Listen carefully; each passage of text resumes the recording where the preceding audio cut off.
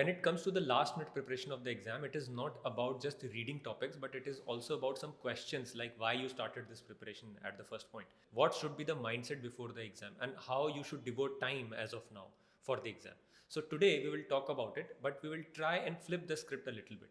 Today I'll be joined by Anjali, a friend, a designer by profession, and currently a student at IDC. We will talk about some less discussed topics on design exams in detail. We will try to talk about things we should keep in mind in the last 1 week before the exams. So there are some questions posted by students which we will try and answer today.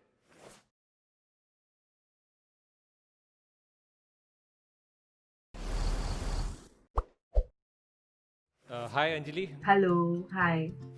Thank you for having me here.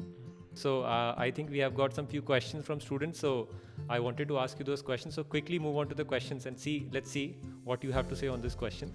So the first question is how to do the revision for part A of the exam. अभी exam के लिए एक हफ्ता बचा है, if I'm not wrong. तो ऐसे time में I think the best revision you can do is revise all the previous year question papers. मैं अपनी फर्स्ट वीडियो से लेके अभी तक एक ही चीज़ जो है जो मैं कॉन्स्टेंटली बोल रही हूँ वो ये है कि आप क्वेश्चन पेपर्स को देखो. उसके अलावा what you can do is कुछ चीज़ें होती हैं जिनको आप रिवाइज कर सकते हो, जैसे कि जो लोगोज होते हैं, अलग अलग तरह के लोगोज होते हैं. आप एनआईडी की वेबसाइट पे चले जाओ और उनके नीचे स्क्रॉल डाउन करो फुटर पे, तो वहाँ पे आपको बहुत सारे लोगोज दिखेंगे. तो ये जो लोगोज है ये उन ब्रांड्स के लोगोज है जिनका एसोसिएशन है एनआईडी और आईआईटी के साथ. तो definitely they are important. Last year भी India design council, if I am not wrong, उसका लोगो पूछा था सीट के एग्जाम में और वो एनआईडी की वेबसाइट के फुटर पे था. तो ऐसी कुछ छोटी छोटी चीज़ें हैं, ये आप अपने रिवाइज कर सकते हो दोबारा. So the next question is, did you make notes for the theoretical topics? मैंने नोट्स बनाए थे या नहीं बनाए थे, मैंने नोट्स तो बनाए थे बट वो बहुत स्पेसिफिक चीज़ों के थे, जैसे कि जो जीआई मार्क्स होते हैं या जो यूनेस्को वर्ल्ड हेरिटेज साइट्स हैं इंडिया में, या जो डिफरेंट काइंड ऑफ हमारी डांस फॉर्म्स हैं, different kind of art, embroideries, fashion, all these kind of things जो इंडिया में पॉपुलर हैं, उनके नोट्स बनाए थे मैंने और वो मैंने बहुत अच्छे से रख लिए थे और ये इन्फॉर्मेशन आपको बहुत ईजीली इंटरनेट पे मिलती है. तो मतलब कि जो थियोरेटिकल टॉपिक्स हैं उसके लिए नोट्स आपने बनाए थे, मगर मैंने बनाए थे. वो डिजिटल बनाए थे या फिर मतलब फिजिकल? मैंने अपनी नोटबुक में बनाए थे, नॉर्मल सी नोटबुक में बनाए थे. और ऐसा और ये मुझे कैसे पता कि मुझे इन्हीं टॉपिक्स के बनाने हैं, क्वेश्चन पेपर सॉल्व करके पता चलता है.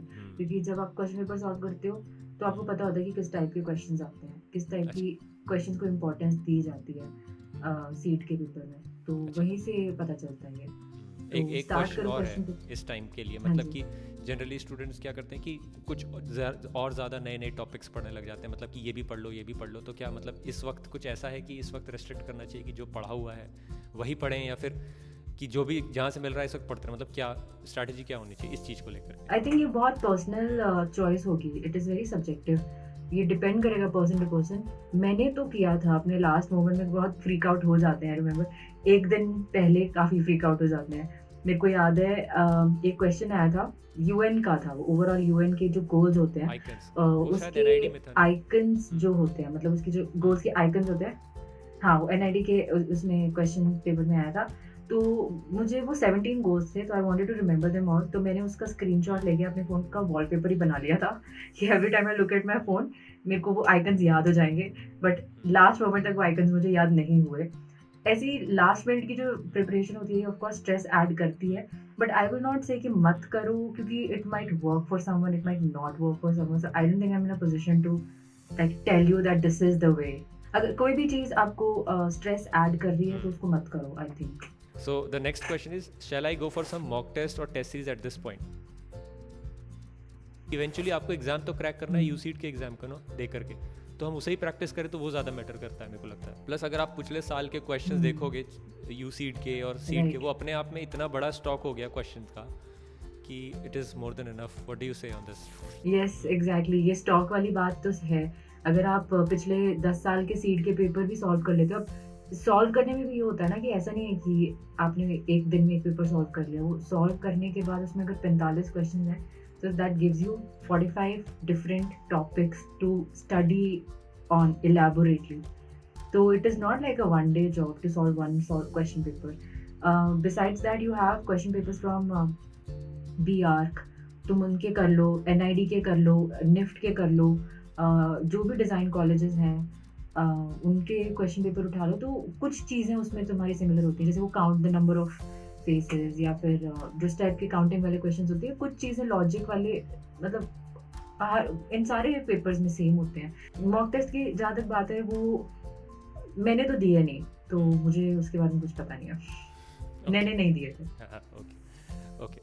So the next question is how to tackle part B question.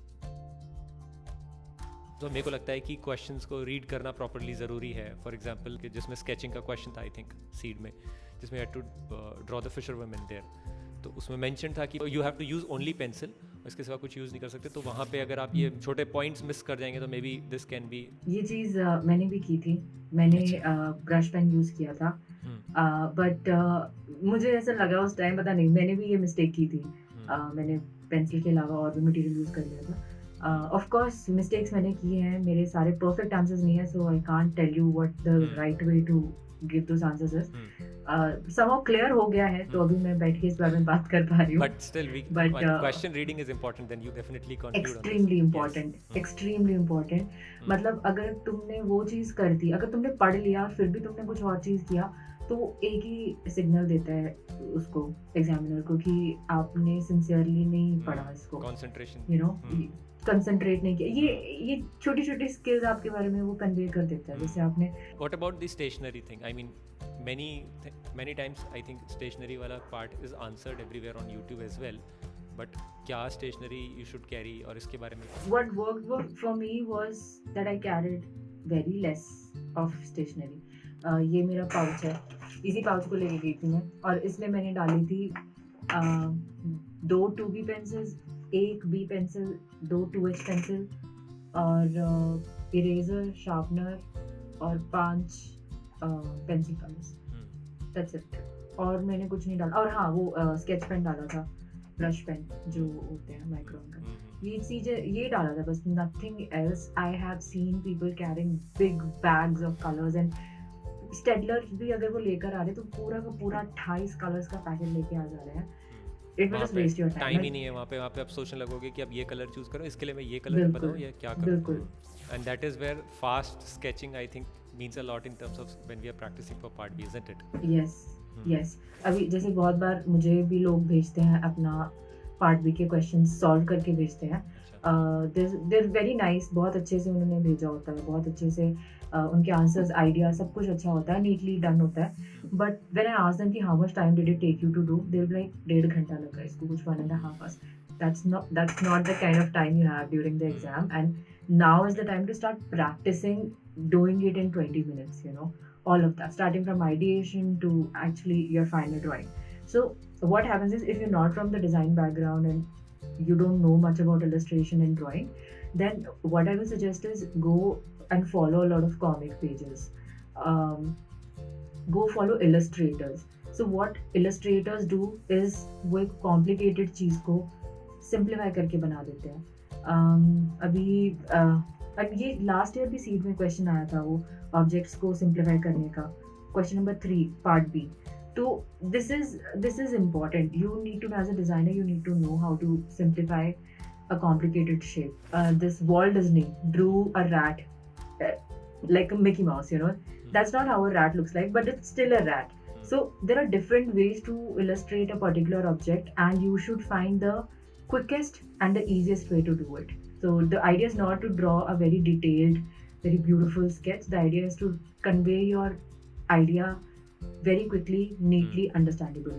So fast sketching is important. Yes. Okay, so the next question is again related to the same part B. It says, what should be my strategy for sketching part for now? What if I want to improve my sketching skills now?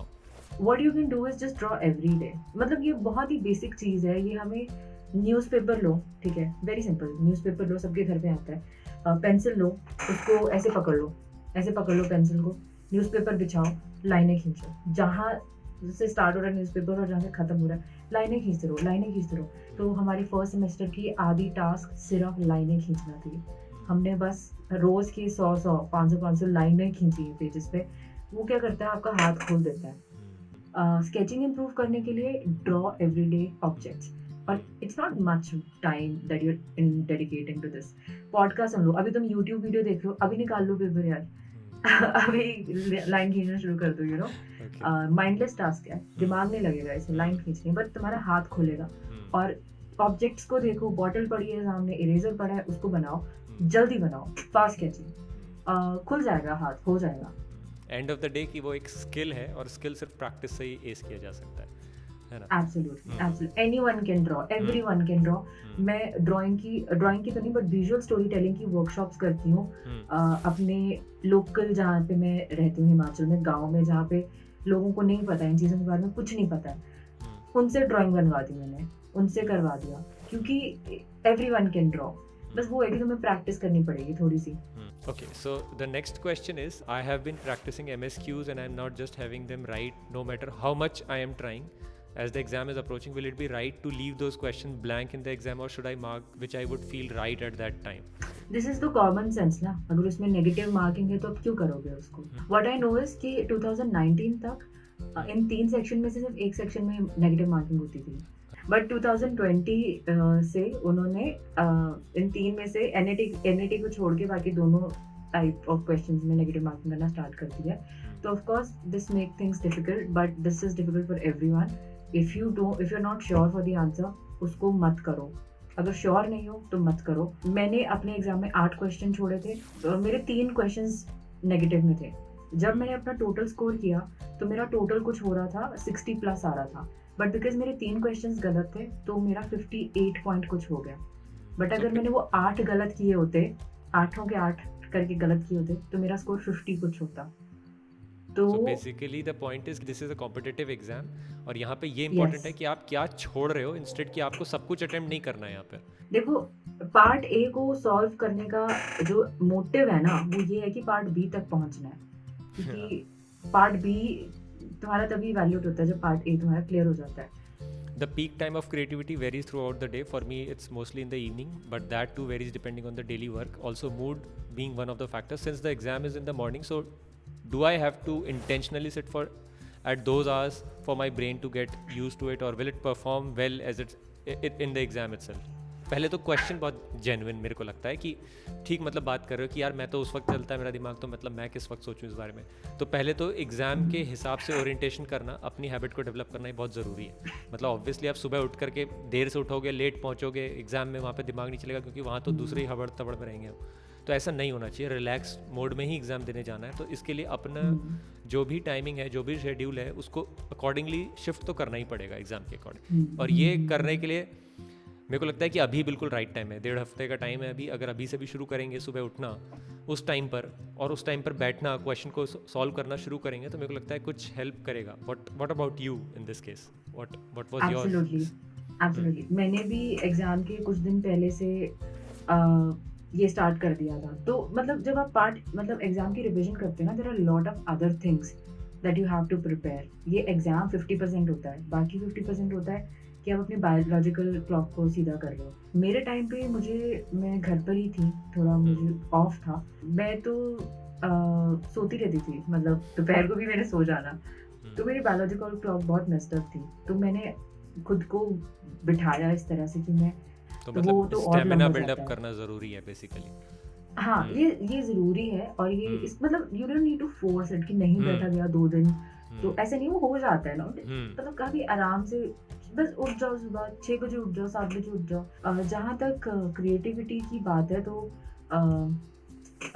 I think that design job is not a creative job it's a problem solving job right so जो problem solving attitude है ना वो दिन का time देख के नहीं आता वो इनबिल्ट होता है it's a lifestyle thing you know अगर तुम्हारे घर पे एक कबर्ड है उसमें the way you arrange your clothes starting from that to the way you arrange the books in your bookshelf I don't know to the way you arrange your table your workspace जहाँ पे तुम पढ़ाई करते हो काम करते हो the way you organize that problem solving is everywhere so that thing ये दिन का टाइम देख के नहीं आता है ये आना भी नहीं चाहिए I think वो problem solving attitude होना चाहिए अगर तुम सीट का पेपर दे दोगे तो उसमें भी they are asking you to solve problems when you think about the toothbrush question ठीक है तो it might come out कि उसमें तो बहुत ही यूनिक बहुत ही out of the world solutions मांग रहे हैं, सी वाले देखना चाहते हैं कि तुम कितने दुनिया से अलग हो, but I think they just normally want to know कि इस तरह का प्लास्टिक का जो ब्रश यूज़ करते हैं, एक नॉर्मल मिडिल क्लास आदमी जो इस तरह का ब्रश यूज़ करता है उसको क्या दिक्कत आएगी? तो think like that middle class आदमी, and I think most of the people जो स्टूडेंट्स जो इस तरह का पेपर लिखते हैं वो ऐसी फैमिली बैकग्राउंड से आते हैं, तो तुम्हें पता होना चाहिए सब ब्रश करके आते हैं, तो वो बेसिक चीज़ है, पहले तुम प्रॉब्लम तो सॉल्व करो। क्रिएटिविटी उसके ऊपर लगती है, मतलब यू नो इट्स कि आप ऑब्जर्व कितना कर रहे हो आसपास की चीज़ों को अपनी लाइफ में, जो रोज़मर्रा की ज़िंदगी में आप देख रहे हो बेसिकली। 3 साल मैंने इंडस्ट्री में काम किया है, तो शुरू में मुझे भी ऐसा लगता था कि अगर कोई पोस्टर बनाना है तो यार ये तो बहुत ही अलग होना चाहिए, because but it's not always about the aesthetics, it's not always about how different you are, it's mostly about how good of a problem solver you are, and that is definitely my opinion, and that's how I have always approached my real world projects that I've done so far. And that is what this exam is all about, isn't it? You have to find out your way of your approach, your way of working, and how you actually take design. What is your definition of design, isn't it? It is so important to be, again, this is how I feel about it. मैं इसी सबके लिए नहीं बोल रही हूँ, पर this worked for me. I think finding out who you are, what you like, तुम्हारे क्या interests हैं, तुम्हारी क्या personality है, ये बड़ा important होता है, ये तुम्हारी डिज़ाइन की लाइफ में important होता है. Unless your ultimate goal is to just work in a company and never look outside that, मतलब this is very important. I feel this is very important. In fact, part B के पूरे question I think is designed in such a way it is just to test your personality in certain condition. I mean, they're looking for that kind of person basically who can tomorrow represent some such prestigious institute. Actually, the more you solve the question papers and the more you seek feedback, औरों का feedback लोगे, and the more you look at what other people have done, you will understand this. मैं जब औरों के questions के answers देखती हूँ, जैसे कि जो सेकंड वाला क्वेश्चन क्रिएटिविटी वाला जिसमें लाइंस जॉइन करके कुछ बनाना होता है, मैं बहुत बार लोगों के क्वेश्चन देखती हूँ, एंड पता है मैं उनको जानती नहीं हूँ, but I can tell so many things about them. I can tell you what kind of people they are, because within 10 minutes अगर तुम्हें वो 10 आइडियाज सोचने हैं तो तुम वही सोचोगे जो तुम्हारे दिमाग में सबसे पहले आएगा. करेक्ट. और जो तुम्हारे दिमाग में सबसे पहले आ रहा है वही तुम्हारी पर्सनालिटी है. That is reflected on the sheet. Yeah, that is reflected on the sheet because that's the kind of person you've become. So, मतलब you should be very conscious of what kind of content you're consuming. जब मैं इसके लिए prepare कर रही थी, मैंने तो अपने सोशल मीडिया को पूरा का पूरा अच्छी पॉजिटिव चीज़ों से भर दिया था जो कि मुझे मोटिवेट करें every day. That is a good take on this question. I think what you have said right now, this is a good take on design, or I would say good take on this particular exam. सब कोई student जो prepare कर रहा है, बहुत कम लोग इस तरीके से एग्जाम को देखते हैं और इस तरीके से एग्जाम को प्रोसीड करते हैं. मतलब जनरली लोग इसलिए पढ़ रहे हैं टॉपिक को क्योंकि इससे एग्जाम हो जाएगा क्लियर और फिर हमारी जॉब लग जाएगी और अच्छी जॉब लग जाती है, तो पढ़ लेते हैं. डिज़ाइन के प्रोफेशन को इस तरीके से देखना ये ज़्यादा इंपॉर्टेंट है मेरे को लगता है. Actually, as a designer, no matter what your interests are, no matter which background you come from, you can do anything. तुम कुछ भी कर सकते हो डिज़ाइन में. I will give you an example. मैं जब अपना काम छोड़ दिया था, जब मैंने अपनी रेगुलर जॉब छोड़ी थी when I was in Bangalore. I was working in Bangalore in a design studio, and मैंने वो जॉब छोड़ी. I came back to Himachal because I was not well, and I was extremely sad कि मेरा तो career खराब हो गया. मैंने गैप ले लिया, जॉब छोड़ी, मुझे कहाँ भी जॉब मिलेगी. But that was the time when मैंने थोड़ा सा सोचा कि नहीं यार, मैं डिज़ाइनर हूँ, मैं नेट से पढ़ी हूँ, I can do stuff, and I work towards it. I started this initiative towards preserving our Pahadi culture because that's where I come from, and I started this page called Baki Bitti, and through that I got this project from UNDP, and I worked with the government of Himachal on a book, Forest Right Act book. So I started doing things like that because I changed the way I thought. अपनी opportunities खुद बनानी पड़ती है. मुझे पता है ये बहुत तुम्हें एस्पिरेशनल साउंड कर सकता है कि अरे ये तो हमसे नहीं होगा एंड ऑल, बट हो जाता है, पता है, अपने सोच बदलनी पड़ती है. बस लगे रहना होता है, लगे रहना होता है. थोड़ी मोटिवेशन होगी, अच्छा लग रहा है. ये जो चीज होती है कि लगे रहना होता है, नहीं आप तभी लगे रह सकते हो when you love what you do. I really think कि मेरा IIT में एडमिशन इसलिए हुआ because I love absolutely love what I do. मेरे को डिजाइन से प्यार है.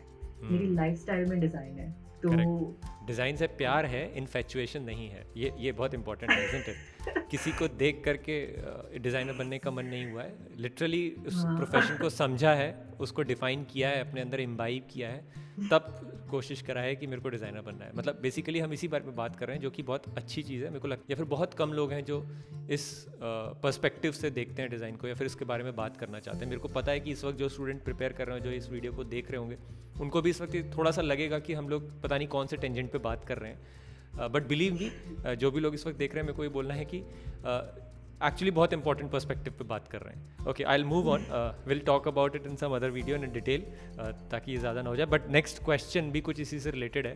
द नेक्स्ट क्वेश्चन इज़ कि how to control my anxiety. I have been preparing for this exam quite some time now, and I am not sure if I will be able to sit for the exam next year. So this is my last attempt. What should I do? So I mean, this is the kind of pressure this student has taken. Yeah, I relate to this aspirant because when I was preparing for my exam, merely it was a do or die situation. I won't tell you why on this video, but you know why, but I won't tell you on the video. And it was a do and die situation, and of course बहुत anxiety हो रही थी. मैं तो रोती थी, मैं बहुत रोती थी. I don't recommend that to anyone, but मैं बहुत एंग्शियस हो जाती थी.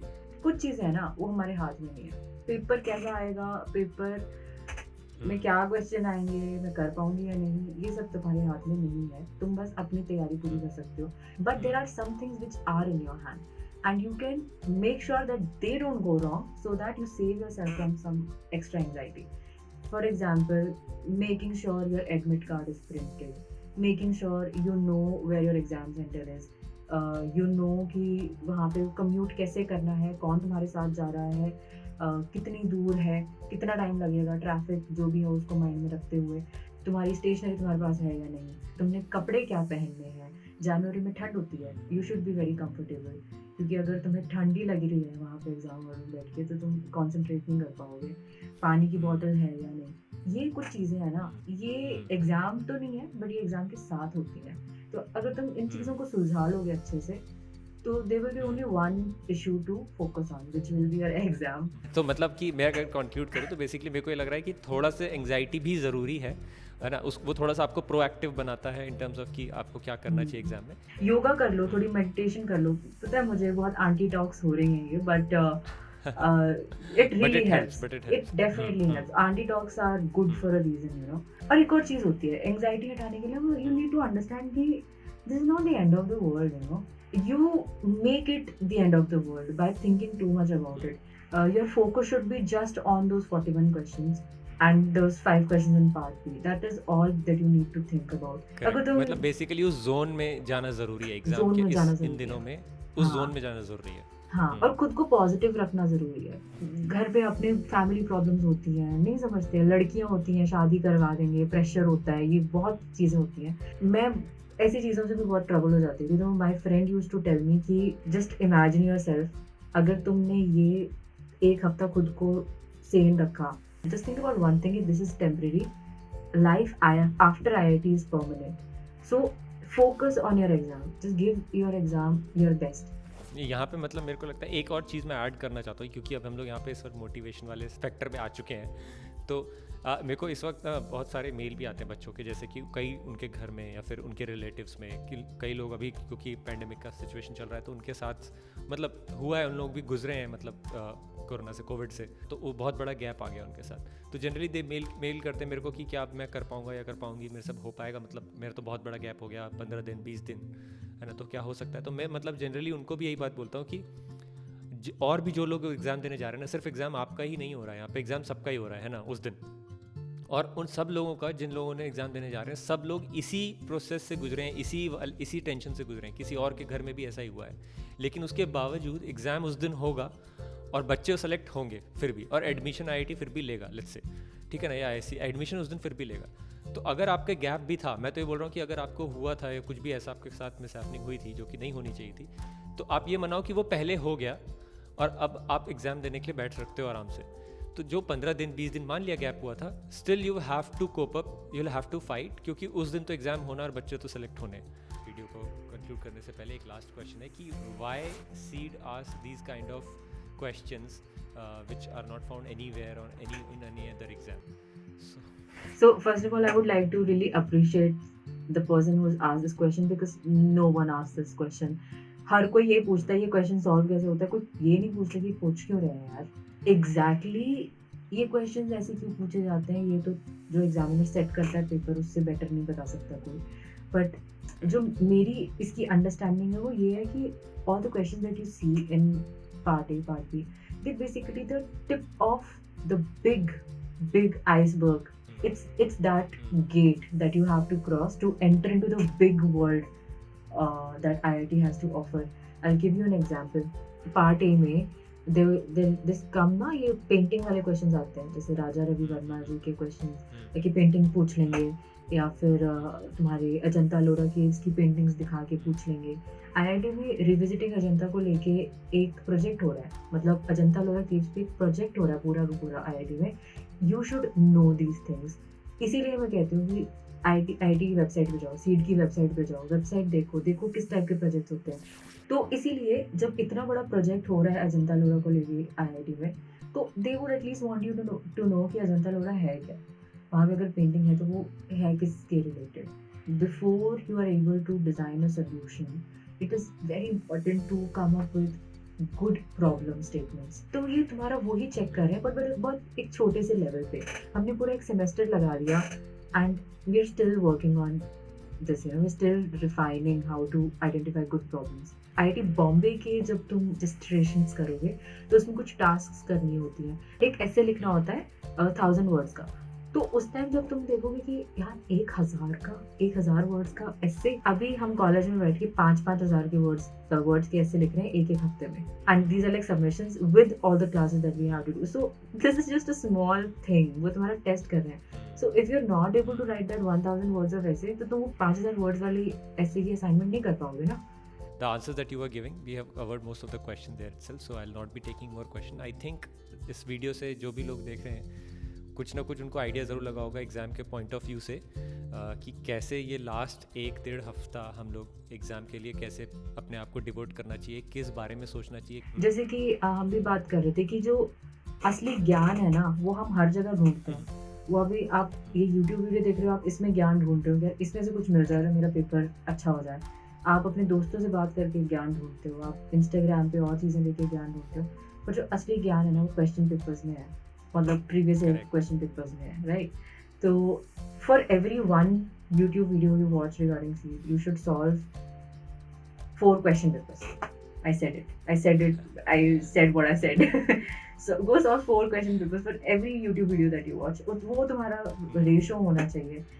बाहर से ज्ञान, बाहर से tips will not help you if you don't help yourself. See, the idea is not to become like a great designer right now. The idea is to crack part A. The idea is to get those 41 questions right. Now focus all your energy on that. Even if you have, so some of the students, they tell me that they have solved question paper many times now, they are able to recall the answers as soon as they see the question. तो मैं बोलना चाह रहा हूँ कि perspective change कर दो question का, इस बार देखने का, उसको नेक्स्ट दूसरे तरीके से सॉल्व करने की कोशिश कर सकते हैं, ताकि सेम क्वेश्चन को, अगर क्वेश्चन का जो अप्रोच है वो तो सेम रहेगा, बस क्वेश्चन का लैंग्वेज ही तो नेक्स्ट टाइम चेंज होने वाला है, और क्या हो जाएगा। So that is important. Okay, thank you Anjali for this very informative piece of video. I think. Thank you so much for having me. मेरे लिए भी it was an honor that you called me here. और एक opportunity थी मेरे लिए भी to share my experiences with so many aspirants. The only thing I would like to add here is कि तुम्हारा अपना personality है, तुम्हारी अपनी journey होगी, and you will write your own destiny. Just focus on that, and I know you guys will do great. All of you will do great. Now, before we wrap up this video, I want to talk about one more question that students keep asking, and that is how to improve presentation in part B. Well, without making it complicated for you, I would suggest keeping your frames, drawings and sketches well annotated. So if you are provided with a frame to draw in the exam, you don't have to bother about this presentation part. But in case there is no such thing, you have a blank page in front of you, just keep in mind to label it well. And actually what we are talking about here is called visual hierarchy in design. You can go and read about it as well, but I don't think it is necessary from the exam point of view as of now. So that's it for today in this video. If you have more questions, you can post them in the comment section below and we'll try to answer all of them.